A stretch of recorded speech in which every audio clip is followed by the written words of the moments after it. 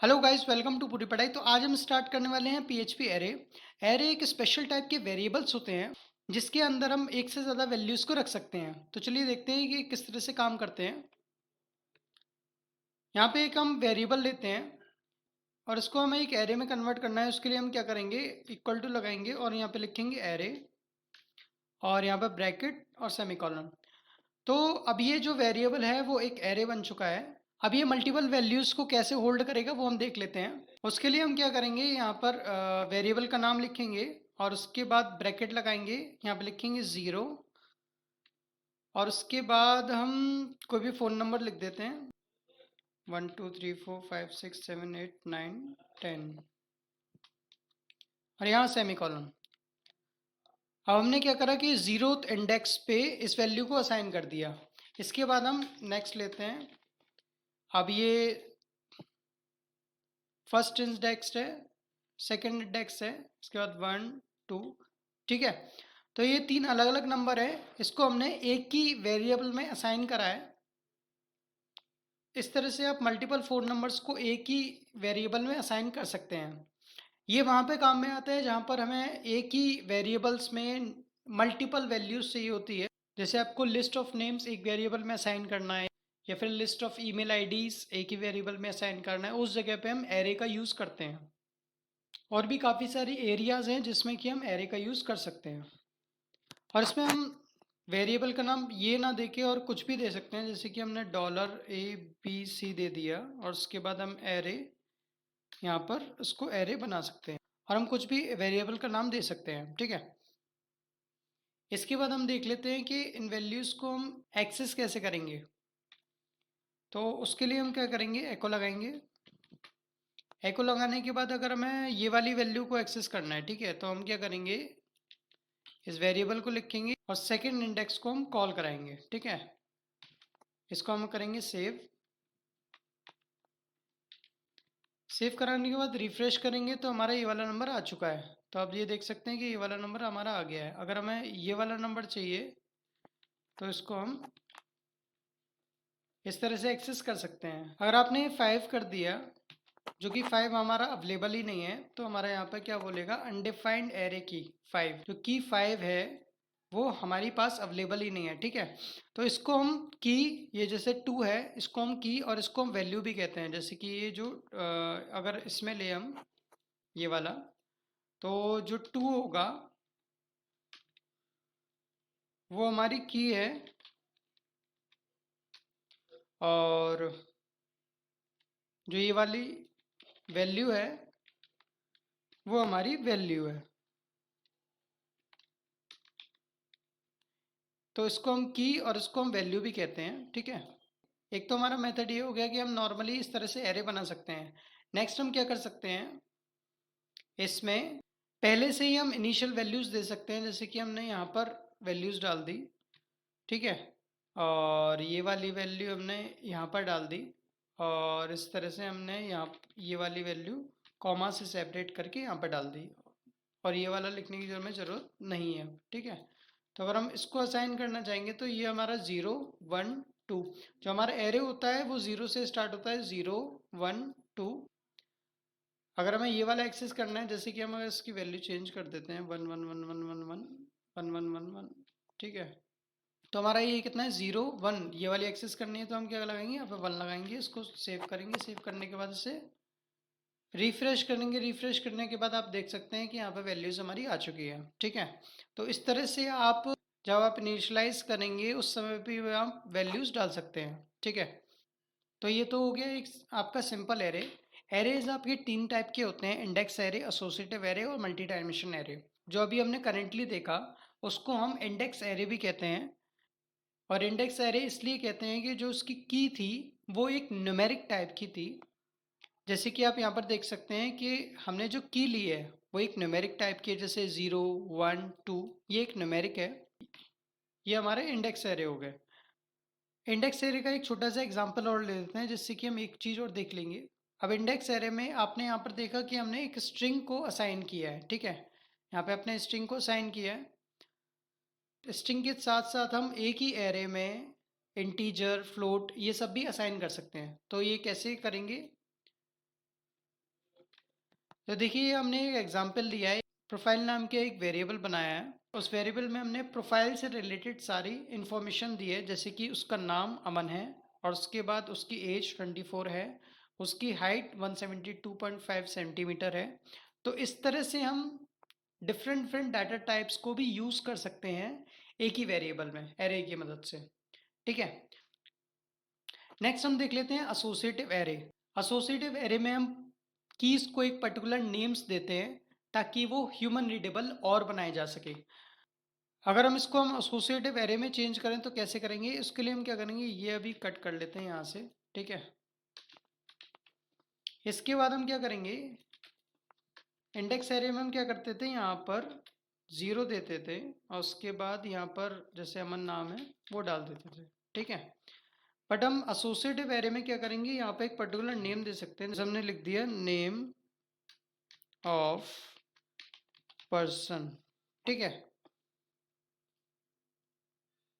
ठीक है, तो इस तरह से हम नेम दे सकते हैं।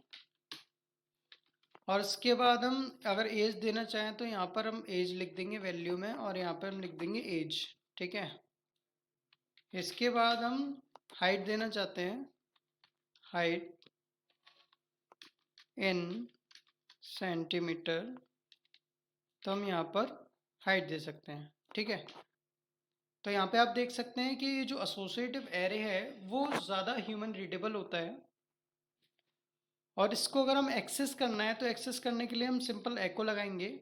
एको लगाने के बाद हम अगर ये एक्सेस करना है तो इसको लिए हम क्या करेंगे, ये वेरिएबल का नाम लिखेंगे, वेरिएबल के नाम के आगे हम पहले हम 0 1 2 लगाते थे। अगर हमें एज को एक्सेस करना है तो सिंपली यहाँ पे एज लिखेंगे। इसको हम सेव कराएंगे, सेव कराने के बाद अगर हम रिफ्रेश करेंगे तो यहाँ पर हमारी एज आ रही है। इसके बाद हाइट इन सेंटीमीटर ये लेंगे तो हाइट आ जा रही है। ठीक है, तो इस तरह से आपका एसोसिएटिव एरे काम में आता है। इसमें जो की है उसमें हम नंबर्स भी यूज़ कर सकते हैं, जैसे कि नेम ऑफ द पर्सन 1 2 3 ऐसे करके, एज 1 2 3 इस तरह से हम यूज़ कर सकते हैं। आगे भी हम 1 2 3 लगा सकते हैं, कोई इशू नहीं होगा। ठीक है, और हम कोई स्पेशल टाइप के वेरिएबल्स भी यूज़ कर सकते हैं, कोई भी स्ट्रिंग यूज़ कर सकते हैं, इंटीजर यूज़ कर सकते हैं, उसका कॉम्बिनेशन यूज़ कर सकते हैं। तो ये सब चीज़ें यूज़ कर सकते हैं। और नेमिंग कन्वेंशन के लिए मैं आपको सजेस्ट करूंगा कि जनरली आप नेम ही यूज़ करें, 1 2 3 या फिर कोई भी स्पेशल करेक्टर ना यूज़ करें, क्योंकि बेस्ट प्रैक्टिस यही है कि आप प्रॉपर नेम यूज़ करें ताकि वो ह्यूमन रीडेबल हो सके। नेक्स्ट हम देख लेते हैं multi dimension array. Multi dimension array वो एरेज होते हैं जिसके अंदर एक या एक से ज़्यादा एरेज होते हैं।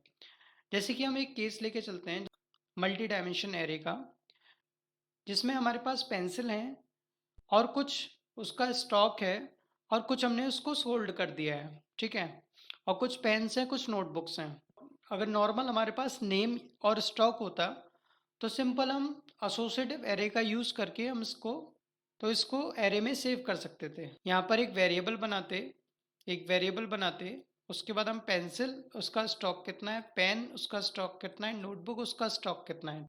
हर स्टॉक के साथ साथ आपको कितनी पेंसिल सोल्ड हुई है या फिर कितने पेन या फिर कितने नोटबुक सोल्ड हुए हैं उसका भी डाटा आपको एरे में सेव करना है। तो उसके लिए हम मल्टी डायमेंशन एरे का यूज़ करेंगे। तो चलिए देखते हैं कि इसको मल्टी डायमेंशन एरे में कैसे सेव करेंगे। उसके लिए मैंने एक वेरिएबल लिया है स्टोर हाउस और उसके बाद मैंने एक एरे असाइन किया है। एरे के अंदर हमें क्या क्या वैल्यूज डलवानी, एक तो इन्वेंट्री का नेम कि वो पेंसिल है, नोटबुक है या फिर क्या है, कितनी हमारी स्टॉक में है और कितनी हमने सोल्ड कर दी है। ठीक है, तो उसके लिए हम एक और एरे बनाएंगे। तो एरे हमने बनाया है एक और, उसके अंदर यहाँ पर हमने लिखा पेंसिल 300 हमारी स्टॉक में है और 100 सोल्ड हो चुकी है। ठीक है, इसके बाद हम कॉमा लगाएंगे। कॉमा लगाने के बाद एक और एरे लेंगे। पेन हमारा 145 स्टॉक में है, 30 हमारा सोल्ड हो चुका है। एक और हम एरे डालना चाहें तो वो भी हम डाल सकते हैं, नोटबुक, जिसमें 80 हमारे स्टॉक में है और 20 सोल्ड हो चुके हैं। ठीक है, अगर हम नॉर्मल एरे देखें तो नॉर्मल एरे में क्या होता है कि ये एक वैल्यू है, जैसे कि हमने ये 2 दे दिया, यहाँ पर 3 दे दिया, यहाँ पर हमने कुछ भी दे दिया, 56 दे दिया। तो इसको एक्सेस करने के लिए हम क्या लिखेंगे, स्टोर हाउस इसके बाद हम क्या लगाएंगे, जैसे 1 हमें 3 एक्सेस करना है तो यहाँ पे हम लगाएंगे 1, ठीक है। तो इसी तरह से आपके ये भी वैल्यूज़ है इस एरे के लिए। तो अगर हमें ये वाला एक्सेस करना है तो हम क्या लिखेंगे, स्टोर 1, ठीक है। अब हम यहाँ पर पहुँच चुके हैं। यहाँ पर पहुँचने के बाद हम क्या करेंगे, हमें ये एक्सेस करना है, ये एक्सेस करना है या फिर ये एक्सेस करना है। जैसे हमें पेन एक्सेस करना है तो पेन एक्सेस करने के लिए हम क्या करेंगे, को ब्रैकेट लगाएंगे, इसमें लिखेंगे 0 और ये एक्सेस हो जाएगा, ठीक है। इसको हम करेंगे सेव। सेव करने के बाद रिफ्रेश करेंगे तो यहाँ पर लिखा रहा है पेन। अगर हमें ये एक्सेस करना है तो ये एक्सेस करने के लिए क्या करेंगे, तो 0 1 2, ठीक है, 2 यहाँ पर लिख दिया। इसके बाद हम क्या लिखेंगे, हमें 80 एक्सेस करना है, ठीक है। तो 80 एक्सेस करने के लिए हम क्या करेंगे, 0 0 1, ठीक है, यहाँ पे 1 लिखेंगे। फिर उसके बाद सेव कराने के बाद यहाँ पे सेव करेंगे, सेव कराने रिफ्रेश करेंगे तो यहाँ पे क्या आ रहा है, 80 आ रहा है, ठीक है। तो इस तरह से आप मल्टी डायमेंशन एरे लिख सकते हैं और उसको आप एक्सेस भी कर सकते हैं। तो चलिए हम एक और एग्जांपल ले लेते हैं मल्टी डायमेंशन को और समझने के लिए। तो यहाँ पर मूवी का टाइटल है और यहाँ पे कैटेगरीज दे रखी है।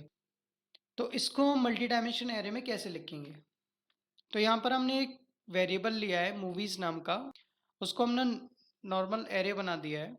तो यहाँ पर हमारी एक कैटेगरी है कॉमेडी, जिसमें कि 3 मूवीज आ रही हैं। तो उसको हम कैसे लिखेंगे, उसके लिए हम एसोसिएटिव एरे का यूज़ करते हैं। एसोसिएटिव एरे में हम क्या करते हैं, सबसे पहले नेम लिखते हैं, ठीक है। नेम लिखने के बाद उसकी वैल्यूज़ दे देते हैं, जैसे कि 12 वैल्यूज़ है, ठीक है। और वैल्यूज़ की जगह पे हम क्या लिख रहे हैं, यहाँ पर एरे दे रहे हैं, ठीक है।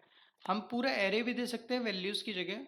तो हमने एरे में तीनों मूवीज़ के नेम यहाँ पर लिख दिए हैं। इस तरह से हमारी नेक्स्ट कैटेगरी है एक्शन। तो हम एक्शन में दोनों मूवीज़ को डिफाइन कर देंगे। उसके बाद एपिक, एपिक में ये वाली मूवीज़ है। और उसके बाद रोमांस, रोमांस में ये वाली मूवी है, ठीक है। तो इस तरह से आप नॉर्मल एरे के अंदर एसोसिएटिव एरे भी यूज़ कर सकते हैं मल्टी डायमेंशन एरे को बनाने के लिए। इसके लिए आप नॉर्मल एसोसिएटिव एरे भी यूज़ कर सकते थे, बट यहाँ पर हमने मल्टी डायमेंशन एरे का यूज़ करके बनाया है, क्योंकि अगर किसी को कॉमेडी की सारी मूवीज़ एक्सेस करनी है तो वो नॉर्मल क्या करेगा, प्रिंट, उसके लिए हम प्रिंट आर लगाएंगे, ठीक है। तो आप यहाँ पर देख सकते हैं कि हमने तीनों मूवीज इस तरह से एक्सेस कर ली है। तो इस तरह के केसेस हैं जिसमें कि हम मल्टी डायमेंशन एरे का यूज़ कर सकते हैं। तो चलिए हम एक और एग्जांपल लेते हैं मल्टी डायमेंशन एरे का, ताकि हमारा कॉन्सेप्ट क्लियर हो जाए। तो यहाँ पर हमने एक लैंग्वेज का वेरिएबल लिया है जिसको हमने एक एरे बनाया है, और एरे के बाद हम इसमें नॉर्मल वैल्यूज़ भी डाल सकते हैं। जैसे जैसे हमने ये वाली वैल्यूज़ डाली है, ये एक हमारा एसोसिएटिव एरे दिखाई दे रहा है कि हमारा एक एसोसिएटिव एरे बन चुका है, ठीक है। हमने क्या करा, यहाँ पे नेम लिया फर्स्ट रिलीज, उसके बाद हमने डाला यहाँ पर 1995, ठीक है। इस तरह से हम और भी वैल्यूज़ को असाइन कर सकते हैं। लेटेस्ट रिलीज, डिज़ाइन बाय, इसके बाद हमने लगाया है डिस्क्रिप्शन। डिस्क्रिप्शन के अंदर हमने एक एरे लिया है, ठीक है। इसको हम कोई भी वैल्यू दे सकते थे, 344 ये वैल्यू दे सकते थे।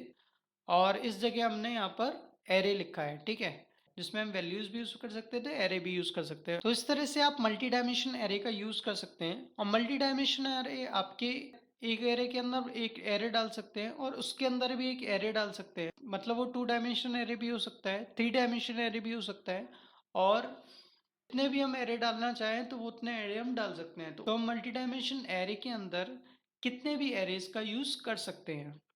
सो आई होप आपको PHP एरे समझ में आए होंगे। So thank you guys, meet me on a next video, तब तक के लिए गुड बाय।